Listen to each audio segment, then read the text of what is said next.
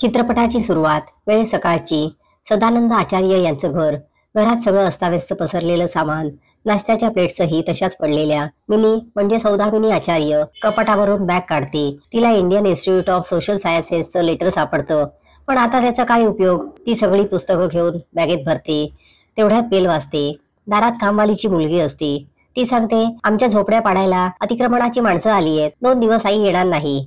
तिला प्रश्न असतो, आता माईंचं करायचं काय. शेवटी तिचा डिसिजन होतो. ती माईंच्या खोलीत येते. आता यांना एकटं कसं सोडायचं. घराला कुलूप लावून ती त्यांच्याबरोबर घराबाहेर पडते. माईंना घेऊन ती माहेरी येते. रिक्षातून उतरल्यावर आई तिला विचारते, प्रवासाला कुठं निघालीयस की येतेयस. ती म्हणते, घरनं निघाले आणि इथे आलीये.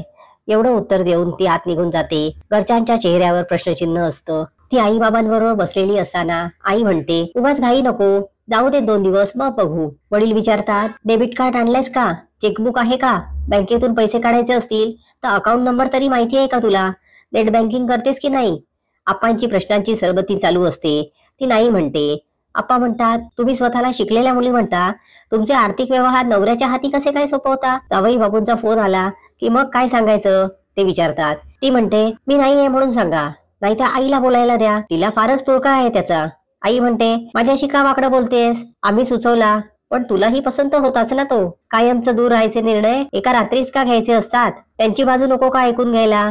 आप्पा तिच्या बाजूने बोलतात. गेल्या 10-12 वर्षात ती जे काही सांगतेय त्याची कुणकुण आपल्याला लागलीच नव्हती का. आई म्हणते, बाकी सगळं जाऊ दे, पण माईंना इकडे घेऊन आलीस, ते त्यांना नाही आवडलं तर, आणि त्यांचं निस्तरणं सोपं आहे का. मिनीची मुलगी शाळेतून घरी येते. मधू आईला सांगते, आई जरा ताईचं सामान नीट तिला आवरून ठेवायला सांगा, आणि ताईची खोली म्हणणं आता बंद कर. तिच्या लग्नाला 12 वर्ष झाली आहेत. तुमच्या वेणबाईंना बाहेरच बसवून ठेवा, माझ्या खोलीत नको. कृतिका म्हणजे कोकी आईच्या रूम मध्ये येते. एवढं सामान बघून ती विचारते, तू गावाला चाललीयस, मला कालच का नाही सांगितलंस. मी घरी रुचाला अभ्यासाला बोलवलंय, बाबाला मला घेऊन जायला सांग. शेवटी ती कोकीला सांगते, मी ते घर सोडून इथे राहायला आलीये. आता कोकीला प्रश्न पडतो, मग मी काय करू. ती तिला विचारते. ती म्हणते, तुला ठरवता येईल, आई बरोबर इथे राहायचं की बाबा बरोबर तिथे राहायचं. ती म्हणते, मला आई बाबा दोघांबरोबरही राहायचंय. आता जास्त वाद नको म्हणून आजी तिला मावशी बरोबर मस्ती की पाठशाला बघायला जा म्हणते. कोकी लगेच तयार होते. समीर आल्यावर ते चित्रपट बघायला जातात. ती समीरला ताई आल्याचं थोडक्यात सांगते. माई झोपलेल्या असताना फोनची रिंग वाजते. सौदामिनी फोन उचलते. समोरच्याला सांगते, अजून आमचा डिव्होर्स व्हायचाय, ही आमची पर्सनल गोष्ट आहे, तुम्हाला सांगण्यासारखं माझ्याकडे काहीच नाही. यापेक्षा जास्त मी काही सांगू सुद्धा शकत नाही. मला तशीच काही गरज भासली तर मी तुम्हाला कॉल करीन. जेवताना आई तिला जावयांचा कॉल होता ना, काय म्हणाले ते असं विचारते. ती सांगते, त्याच्या एमडीचा फोन होता, त्याच्या एक्झिक्युटिव्ह बोर्डला मला भेटायचंय, त्यांना त्यांच्या राजकारणात माझा प्याद म्हणून वापर करून घ्यायचंय. वडील म्हणतात, हल्ली काय 4 भिंतींच्या आत असं काहीच नसतं. तिला सदानंदचा फोन येत असतो. तो फोन ती कट करते. शेवटी तो लँडलाईनवर फोन करतो. मधू तो फोन उचलते. ताईला फोन आल्याचं सांगते. ती म्हणते, सांगितलं होतं ना, नाही आहे म्हणून सांग. आई म्हणते, अगं 10 वाजता सांगायचं का, त्यांना घरात नाही म्हणून. ती फोन घेते. ऑफिसमधून आज त्यांचा फोन आल्याचं ती त्याला सांगते. मी आपले मतभेद पॉलिटिकली तुझ्या विरुद्ध वापरणार नाही, त्यामुळे तू काळजी करू नकोस, मी सध्या तरी इथेच राहणार आहे. समोरून तो मुलीविषयी विचारत असतो. ती म्हणते, तू तिलाच विचार ना, तिला तुझ्या बरोबर राहायचंय की माझ्या बरोबर. माईंबद्दल विचारल्यावर ती म्हणते, तू निघून गेल्यावर यमुना येणार नाही हे कळल्यावर मी काय करायला पाहिजे होतं. माईंचं काय करायचं ते तू बघ.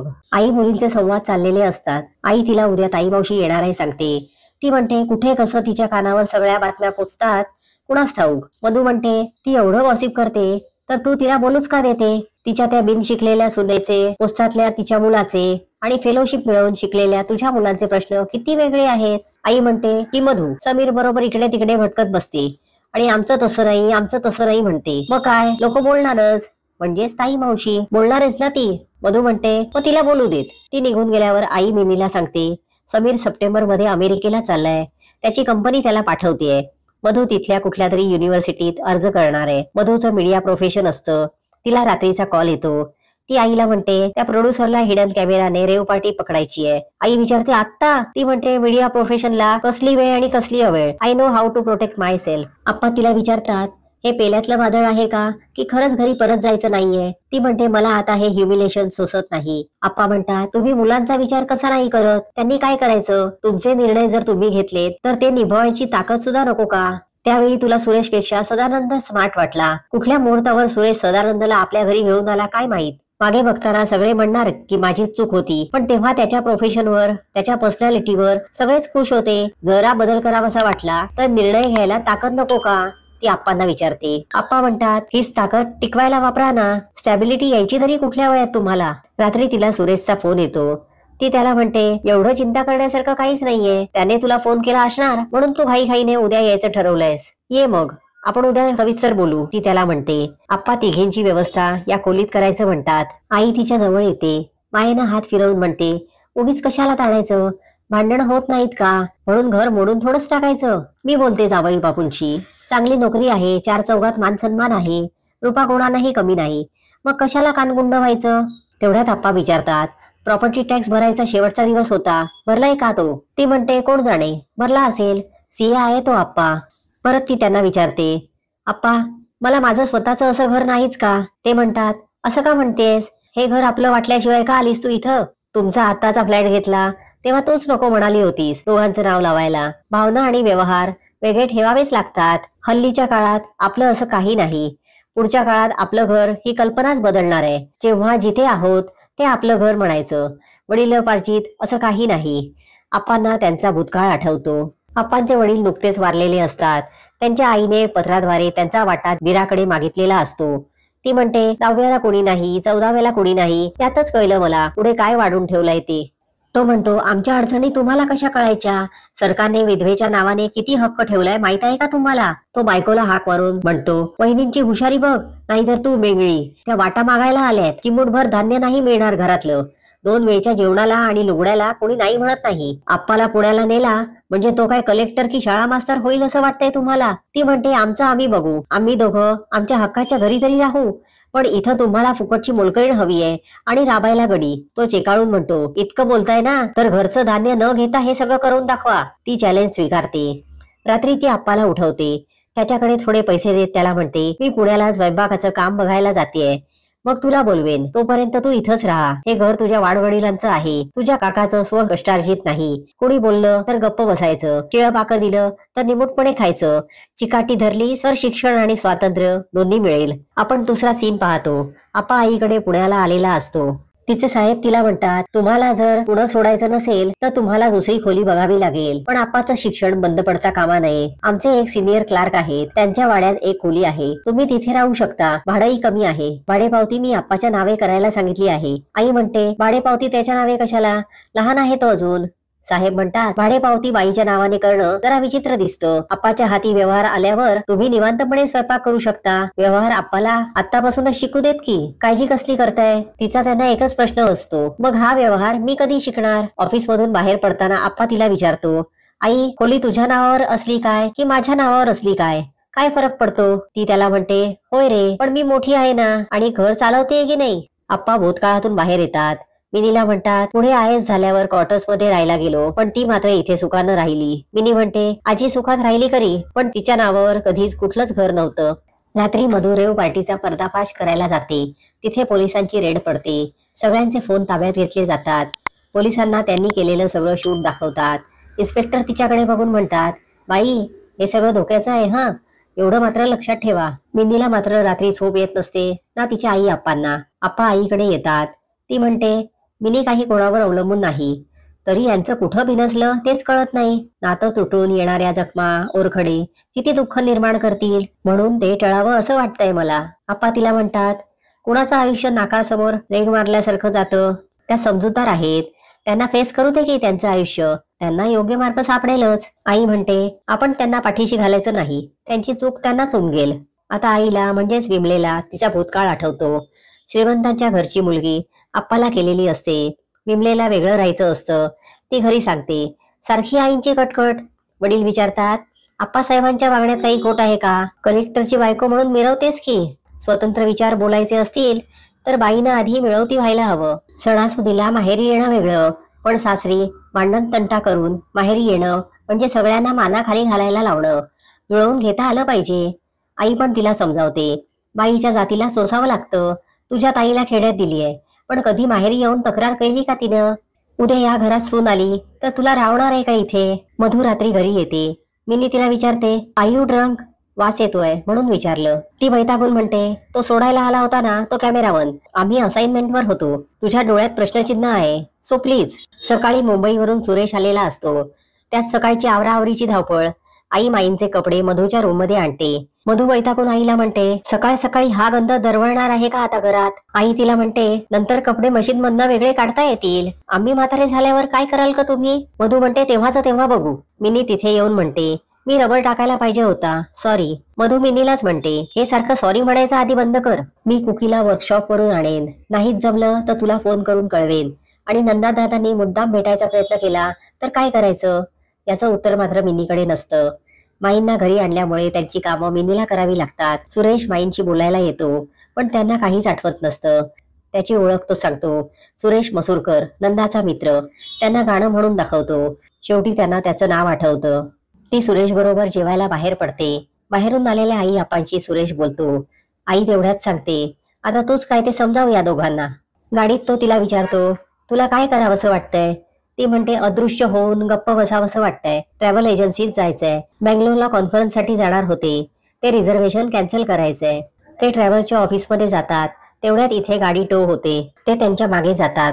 आता गाडीतच सोडवायची आहे. तिथे लावलेल्या बाबाच्या फोटोला नमस्कार करून तो चावी मिळवतो. थोडा वेळ लेकपाशी थांबून ते लायब्ररीत येतात. जे पुस्तक देण्यासाठी ती आलेली असते ते पुस्तक ती घरीच विसरलेली असते. ती पुस्तक परत आणून देते म्हणत तिथून निघते. घरी ताई मावशी आलेली असते. ती मिनीला बोलावून घेते. तिच्या चौकशा चालू होतात. तिला वास्तुशांतीला भेटलेला सुरेश आठवतो. ती म्हणते, तुझी कुकी आता 5वीत, म्हणजे अजूनही एखादा भाऊ व्हायला काहीच हरकत नाही. 2 मुलांमध्ये असतात अशी अंतर. मिनीला आता विषय बदलायचा असतो. मिनी तिला विचारते, तू आता मध्येच इथे कशी आलीस? ताई मावशी सांगते, बाजारपेठेतल्या गुजरला आमच्या दोघींचे 4 खण विकत हवे आहेत. आई विचारते, पण दादा वहिनी तयार आहेत का? आपल्या वाटणीचे खण आपण दादासाठी सोडून देऊयात ना, त्यांना कशाला उगाच दुखवायचं? मावशी म्हणते, जागा आपल्या वाटणीची, म्हणजे माहेरच्या वास्तूशी धागा तोडून टाकल्यासारखं होतंय. आपल्या हक्काचा वाटा आपण का उपभोगायचा नाही? हे 2 खण विकल्यावर माझी मान माझ्या मुलासमोर आणि सोनेसमोर ताठ राहील. आईला मात्र हे पटलेलं नसतं. मावशी तिला म्हणते, दादाच्या पोराचा पत्कर तू घ्यायला निघालीयस, हे तुझ्या लक्षात येतंय का? मावशी सुरेशकडे बघत म्हणते, संसाराच्या कटकटींना घाबरून अंगाला राख फासणं हा उपाय नाहीये. नाहीतर म्हातारपणी म्हणशील, मलाही एखादी सौदामिनी हवी होती. शेवटी मावशीच्या चौकशांमधून ते आपली सुटका करून घेतात. दोघे निघतात. गाडीत ती त्याला विचारते, तुझं काम होतं ना इथे? तो म्हणतो, सदानंदचा मला फोन आला होता. तुझी मला काळजी वाटली म्हणून मी इथे आलो. तिला पुस्तक आणायला घरी जायचं असतं. तो म्हणतो, तो घरी नाहीये, महाबळेश्वरला गेलाय. ते दोघे जेवायला जातात. जेवताना परत हाच विषय निघतो. ती म्हणते, जे टिकत नाही ते नसतंच आपलं. नातं अस्पष्ट व्हायला लागलं. तुटत आलेला धागा कापून टाकला. त्याला हवं होतं म्हणून. आता निर्णय झाल्यावर खूप शांत वाटतंय.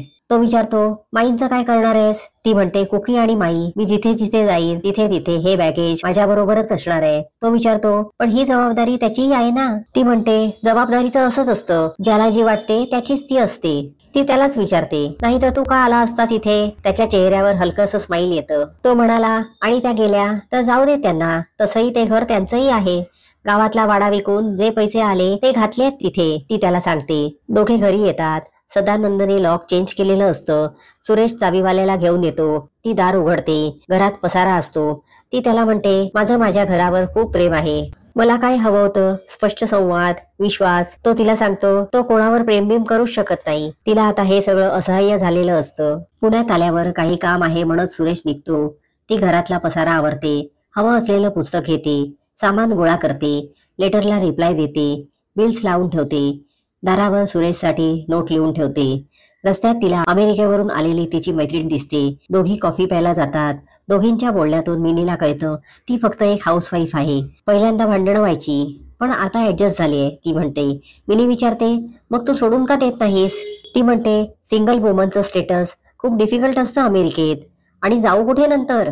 थोड्या गप्पा झाल्यावर ती निघून जाते. दुसऱ्या सीनमध्ये मधू समीर कॉफी शॉपमध्ये येतात. तिने केलेल्या स्टिंग ऑपरेशनवरून त्यांच्यात वादावादी होते. थोडं शांत झाल्यावर ती त्याला दादाने बॉस्टनला घर घेतल्याचं सांगते. आता परत कधी येईल काय माहिती, ती म्हणते. तो म्हणतो, इथे काय आहे, कशाला यायचं? ती म्हणते, हो पण मला मात्र परत यायचंय हं. नंतर ती वर्कशॉप मधून कुकीला घेऊन निघते. सुरेश घरी येतो. घरचा चेहरा मोहरा बदललेला पाहतो. तो विचारतो, आता पुढे काय? बँगलोरला कॉन्फरन्सला जाणार आहे. नंतर पुन्हा नव्याने आयुष्य सुरू. तो तिला म्हणतो कधी काही लागलं तर. ती एवढंच म्हणते सांगायला पाहिजे. ती त्याला तिच्यासाठी एक घर बघायला सांगते. तो त्याचा औन मधला 3 BHK फ्लॅट घे म्हणतो, पण ती 1 BHKच हवाय म्हणते. तो विचारतो आप्पांना पटणार आहे का हे? ती म्हणते नाही पटणार. म्हणतील आम्हाला तुझी अडचण आहे का? समजेल त्यांना. मला माझं स्वतःचं घर असणं किती आवश्यक आहे. ती घर बंद करून निघते. मागची पाटी कोरी करून ती घरी येते. तिची आई तिच्या भावाच्या खोलीत त्यांच्या राहण्यासाठी काम करून घेत असते. ती आप्पांना विचारते आणि माईंचं काय? ते म्हणतात राहतील की खुर्चीत. ती आप्पांची वाचराची खुर्ची असते. लेकीसाठी आप्पा ऍडजस्ट करतात. कुकी तिला कागद दाखवते. ती विसरलेली असते. दोघी नंतर शॉपिंगला जातात. कुकी तिला विचारते आमच्या क्लासमधल्या रोहितच्या आई बाबांचा डिवोर्स झालाय, तुमचा पण झालाय का? ती नाही म्हणते. कुकी म्हणते मग आपण आपल्या घरी जाऊया ना. ती विचारते तुला तर आजीच्या घरी आवडतं ना? ती म्हणते हं आवडतं, पण रोज आपल्याला आपलं घर नको का? ती म्हणते आता आपण करू ना, ते आपलं घर असेल. तुझ्या आईचं घर तुझं नाही, मग तुझं घर माझं कसं असेल? कुकीचा तिला लगेच प्रश्न असतो. ती तिला समजावत म्हणते जिथे आपल्याला शांत वाटतं, मोकळेपणाने हसता येतं, गपगुडूप झोपता येतं, ते आपलं घर असेल. कुकी लगेच विचारते मग आपल्या घरी बाबा येईल का? ती हो म्हणते. आपणही त्याच्या घरी जाऊ, ती म्हणते. त्या घरी येतात. माई नाहीशा झाल्याचं आई सांगते. सगळ्यांचा जीव टांगणीला लागलेला असतो. आप्पा सगळ्यांना शोधायला पाठवतात. इथे ताई मावशीचं लेक्चर चालू होतं. ती म्हणते मिनीने आजकालच्या काळात सासूत का स्वतःला अडकवून घ्यायचं? कुकी रडत बगल्याच्या मागे येते. तिला तिथे माई दिसते. आई त्यांना समजवत असते. ताई मावशी विचारते तू सदानंद रावांना कळवलंयस की नाही? मधू तिला तिची खोली दाखवायला घेऊन जाते. तेव्हा ती मधूला 6 तारखेला बँगलोरला जाणार आहे सांगते. पहाटे फोनची रिंग वाजते. कुकी फोन उचलते. समोरून प्रदीप मामा बोलत असतो. तिला स्कायप ऑन करायला सांगतो. तो म्हणतो मला आप्पांचा फोन आला होता. तू ते घर कायमचं सोडून आली आहेस, हे खरं आहे ना? तो विचारतो. तडजोड करताना तू मागे पुढे पाहणार नाहीस, पण ती तपशिलात करावी, मूल्यात नाही. सध्या मी आणि माझी मैत्रीण एकत्र राहतोय. एवढ्यात आई आप्पांना काही सांगू नकोस. लग्न केलं नाही, ती गाठ सहजासहजी सोडता यावी म्हणून नाही. ती एवढी घट्ट आहे की कोणी बाहेरच्याची गरजच नाही. आई आप्पांनाही ही गोष्ट पटेल. मधुलाही ऍडव्हान्स कोर्स करायचाय, तेव्हा इतक्यात लग्नाची घाई नको. तो मधुला उद्देशून म्हणतो. तो आई आप्पांना समजाव. ताई मावशीलाही हा प्रकार आता लक्षात येतो. ती म्हणते प्रत्येकाची सुखदुःख वेगळी असतात, पण सारखीही असतात. हे जो जाणेल तो आपला, बाकीचे सगळेच परके. तो तिला म्हणतो आपल्या भोवती आपण आहोत तसे स्वीकारणारी माणसं आहेत, म्हणून तुझ्या डोळ्यात हे आनंदाचं पाणी आहे. मला फक्त एवढंच सांगायचंय, वेलकम होम.